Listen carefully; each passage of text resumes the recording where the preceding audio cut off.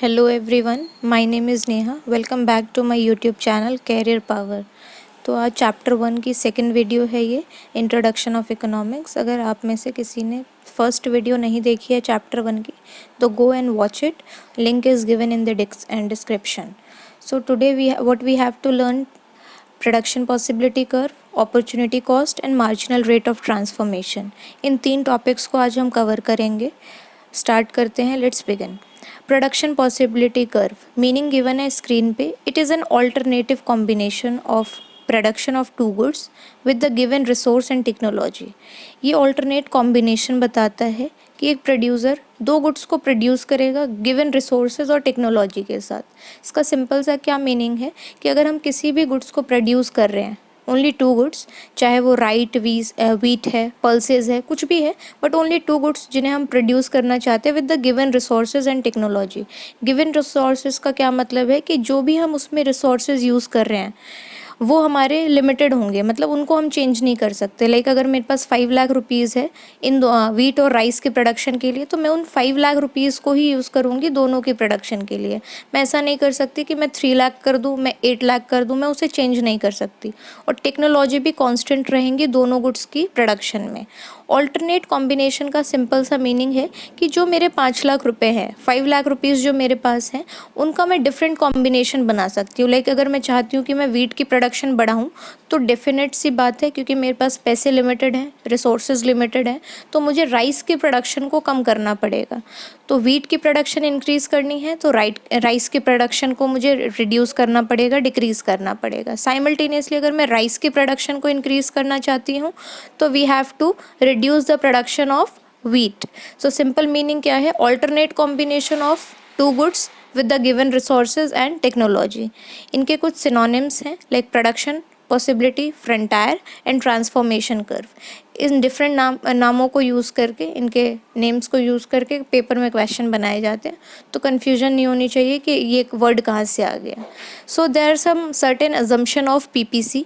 The first one is resources are given, same वही चीज़ है कि रिसोर्सेज आपके कांस्टेंट होने चाहिए। देन सेकंड है ऑल्टरनेट कंपैरिजन और कॉम्बिनेशन ऑफ 2 गुड्स, मतलब डिफरेंट टाइप के कुछ भी कॉम्बिनेशन बना सकते हो। इसके लिए कोई लिमिटेशन नहीं है कि आपको सिर्फ वीट प्रोड्यूस करना है या सिर्फ राइस प्रोड्यूस करना है। जिस भी प्रोडक्ट को बना के आपको मिल रहा है, आप उस गुड्स की प्रोडक्शन कर सकते हो। बट अगर आप किसी एक गुड की प्रोडक्शन को इंक्रीज़ करोगे तो उसी के साथ आपको किसी अनदर गुड्स की प्रोडक्शन को रिड्यूस करना पड़ेगा। तो आप किसी भी टाइप का कॉम्बिनेशन बना सकते हो। सपोज आप 10 यूनिट्स ऑफ वीट के साथ 90 यूनिट्स ऑफ राइस प्रोड्यूस कर रहे हो, 80-20 का कॉम्बिनेशन रख सकते हो, 60-40 का कॉम्बिनेशन रख सकते हो, 30-70 का रख सकते हो। तो you can take any combination of 2 goods. The third one is technology do not change, मतलब टेक्नोलॉजी हमारी कांस्टेंट रहेगी दोनों गुड्स के प्रोडक्शन के केस में। तो ये हमारी सर्टेन एजम्पशंस है जिनको फॉलो करके हम पीपीसी की मीनिंग को डिफाइन करते हैं। उसके बाद हम सेकेंड और इम्पॉर्टेंट चीज़ ये पढ़ेंगे कि पीपीसी के फीचर्स क्या हैं। पीपीसी जो कर्व है हमारा, उसका शेप कैसा होता है, उस शेप के पीछे रीज़न क्या है, उसका शेप या वो कर्व इस तरीके से ही क्यों बनता है। तो फर्स्ट फीचर है slope downward from left to right. जो इसका स्लोप है, जैसा कि तुम कर्व में देख रहे हो कि जो कर्व है इसका वो डाउनवर्ड स्लोपिंग है। डाउनवर्ड स्लोपिंग के पीछे क्या रीज़न होता है कि किसी प्रोडक्ट की प्रोडक्शन को अगर हम इंक्रीज़ कर रहे हैं और उसकी वजह से किसी और प्रोडक्ट की प्रोडक्शन जो है वो रिड्यूस हो रही है, तो ये नेगेटिव रिलेशन बता रहा है ना कि इंक्रीज़ या डिक्रीज़। ऐसा नहीं हो रहा है दोनों इंक्रीज़ हो रहे हैं या दोनों डिक्रीज़ हो रहे हैं, एक के इंक्रीज़ होने से दूसरा डिक्रीज़ हो रहा है। इसी वजह से जो स्लोप है हमारा वो डाउनवर्ड है। इसके पीछे जो टेक्निकल रीज़न है वो है इसका स्लोप। इसके स्लोप का नाम है MRT, that is marginal rate of transformation. ये इंडिकेट करता है कि अगर कॉन्केव शेप दे रहा है पीपीसी, इसका क्या मतलब है? Because of increasing MRT, marginal rate of transformation और मार्जिनल अपॉर्चुनिटी कॉस्ट। तो सिंपल सी यहाँ पे डायग्राम में विजिबल है, यू कैन सी हेयर कि वाई एक्सिस पे हमने गुड बी को लिया है, और आप वीट भी ले सकते हो, किसी भी टाइप के कमोडिटी का नाम लिख सकते हो, और एक्स एक्सेस पे हमने गुड ए को लिया है। हियर द शेप जो है पीपीसी का वो कॉनकेव है, और मैंने यहाँ रीज़न भी लिखा हुआ है बिकॉज ऑफ इंक्रीजिंग MRT। इसका जो स्लोप है वो टाइम के साथ साथ इंक्रीज़ हो रहा है।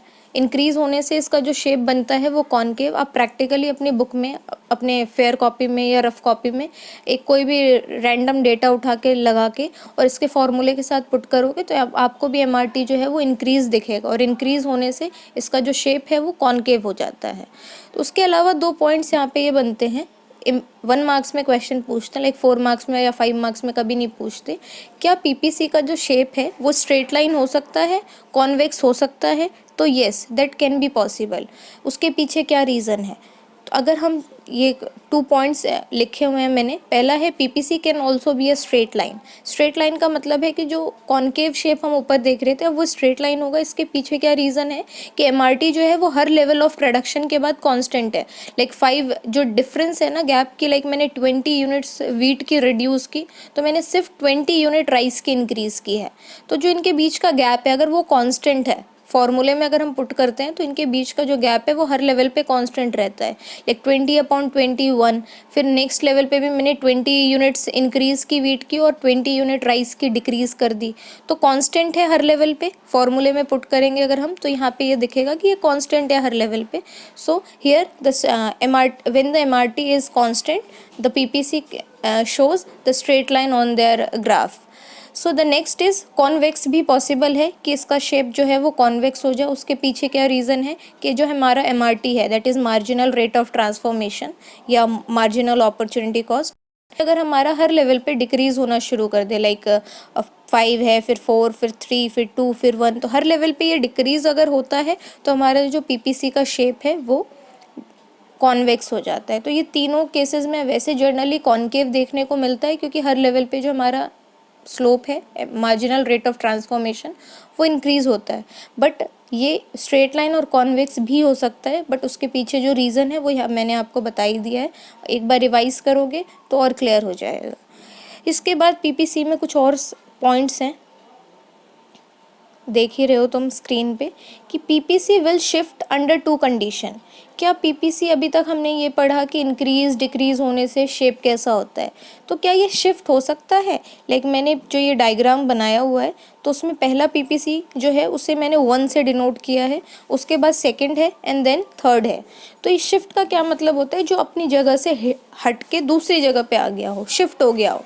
मूवमेंट नहीं है ये, शिफ्टिंग है, मतलब अपने उसने प्लेस चेंज किया हो। जैसे हम कहते हैं ना कि हमने शिफ्ट कर लिया, हम दिल्ली से मुंबई आ गए, मतलब हमने वो एरिया ही छोड़ दिया, दूसरी जगह शिफ्ट हो गए हम। तो जो हमारी पहली पीपीसी की लाइन है 1, वो शिफ्ट हो गए हम 2 पे। इसका क्या मतलब है कि हम शिफ्ट हुए राइटवर्ड। ये कब होता है राइटवर्ड पीपीसी, कब शिफ्ट होता है? इम्प्रूवमेंट हो गई हमारी टेक्नोलॉजी में। हर अच्छी चीज़ को पॉजिटिव अगर हो रहा है हमारे एनवायरनमेंट में, सपोज हमने रिसोर्सेज इंक्रीज़ कर लिए अपने, ठीक है, टेक्नोलॉजी इम्प्रूव कर दी, लेबर जो है वो अनस्किल्ड थे पहले, अब वो स्किल्ड हो गए तो वो रिसोर्सेज का फुलर यूटिलाइजेशन कर रहे हैं, ठीक है। तो इन सब से पॉजिटिव इम्पैक्ट होता है प्रोडक्शन पे। तो हमारी जो प्रोडक्शन है वो स्पीडली बढ़ेगी, फास्ट जो है हमारी प्रोडक्शन इंक्रीज़ होगी। तो इस वजह से जो हमारा पीपीसी है वो राइट वर्ड शिफ्ट हो जाता है। लेफ्ट वर्ड भी शिफ्ट हो सकता है, ये नेगेटिव इम्पैक्ट होता है फॉर्म पे, तो दैट इज़ अ डिग्रेडेशन और डिक्रीजिंग भी बोलते हैं हम, कि हमारा पीपीसी जो कर्व है वो लेफ्टवर्ड शिफ्ट होता है। इसका क्या मतलब है कि रिसोर्सेज का फुलर यूटिलाइजेशन हम नहीं कर रहे हैं, ठीक है। रिसोर्सेज को आप बहुत ज़्यादा वेस्ट कर रहे हो, जो लेबर है वो आपके अनस्किल्ड हैं, उनको पता ही नहीं होता, वेस्टेज वो ज़्यादा करते हैं, ठीक है। तो उस वहाँ पर हमारा जो जो पीपीसी कर्व होता है वो लेफ्टवर्ड शिफ्ट हो जाता है। Is it clear to all?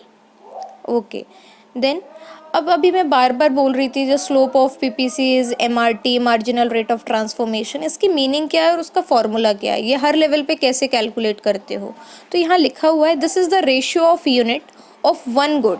एक गुड की यूनिट कितनी सेक्रीफाइस कर रहे हो to produce 1 more unit of other good. मतलब अभी जो मैंने बताया, सपोज आपका कांस्टेंट रेशियो जो है वो 50 यूनिट्स ऑफ वीट है और 50 यूनिट्स ऑफ राइस है। अगर मैं यूनिट राइस की सेक्रीफाइस कर रही हूँ, सपोज मैंने उसका 10 यूनिट सेक्रीफाइस किया तो अब मैं सिर्फ उसका 40 यूनिट्स बना रही हूँ, और मैंने राइस की जो यूनिट्स है वो 10 इंक्रीज़ कर दी, दैट मीन्स मैं अब उसके 60 यूनिट्स को बना रही हूँ, ठीक है। तो मैंने एक यूनिट का कितना सेक्रीफाइस किया है, मतलब एक गुड्स की कितनी यूनिट सेक्रीफाइस की है to produce another more unit of goods Y और गुड बी, जो भी तुम्हारा अनदर गुड होगा। तो कहने का सिंपल सा और क्लियर मीनिंग ये है कि एक गुड को बनाने के लिए आपने जो सेक्रीफाइस किया अनदर गुड का, उन दोनों के बीच में जो रेशियो होता है that is a marginal rate of transformation and this is also called the slope of PPC. Okay, तो यहाँ फॉर्मूला भी लिखा है, unit of good B that is sacrificing unit जो होगा वो आपका न्यूमरेटर में होगा, और जो आपका डिनोमिनेटर है वो प्रोड्यूस्ड यूनिट होगा और या फिर गेनिंग यूनिट होगा कि आपने जो बनाया है एक्स्ट्रा।